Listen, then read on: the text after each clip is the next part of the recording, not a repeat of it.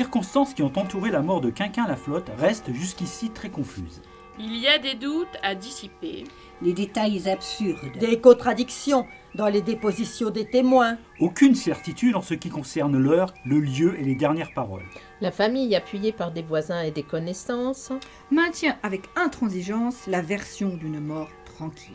Un beau matin, sans témoin, sans éclat, sans parole. Qui aurait eu lieu quelques 20 heures avant l'autre mort. Dont la nouvelle fut propagée et commentée au déclin d'une nuit où la lune s'abîma dans les flots Et où des faits mystérieux se produisirent au large des quais de Bahia. Une foule de témoins dignes de foi, au nombre desquels le patron Manuel, Qui n'a pas de parole. néanmoins, il est des gens qui refusent toute authenticité. Non seulement aux propos si admirés, Mais aussi à tous les événements de cette nuit mémorable. Le monde est ainsi, peuplé de gens sceptiques et qui nient par manie, tels des bœufs liés au joug. Ils sont rivés à l'ordre, à la loi, aux façons de procéder courantes et au papier timbré.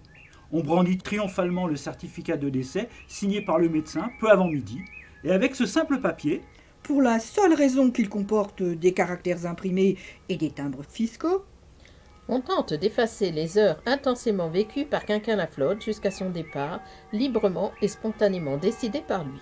comme il ressort de la déclaration qu'il fit à haute et intelligible voix à ses amis et aux autres personnes présentes. la famille du mort. Vanda, sa respectable fille, et son très digne gendre Leonardo, dont la carrière de fonctionnaire était fort prometteuse, La tante Marocas et son frère cadet Eduardo, commerçant disposant d'un modeste compte en banque. Affirme que toute cette histoire n'est que grossière affabulation.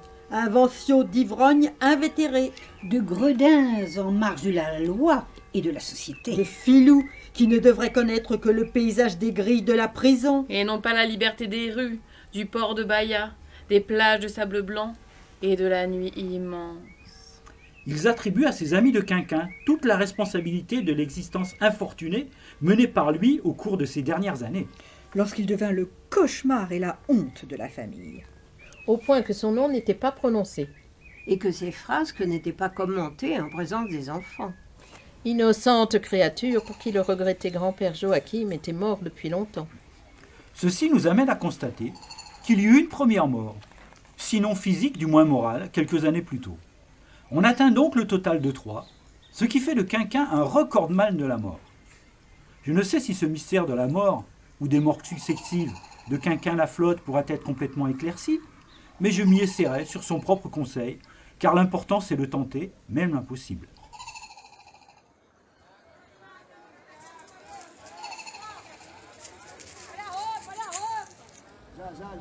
Vamos testar esse som para saber se tá bom.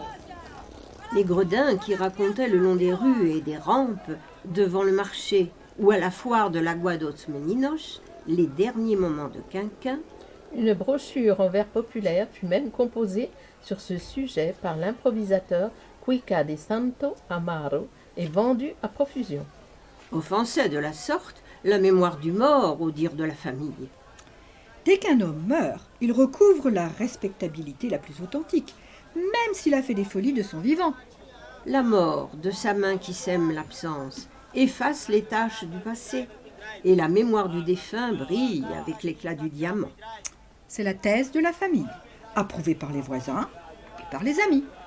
Quinquin-la-Flotte était redevenu à sa mort ce vénérable et respectable Joaquim Soares da Cunha, issu de bonne famille, fonctionnaire exemplaire de la perception.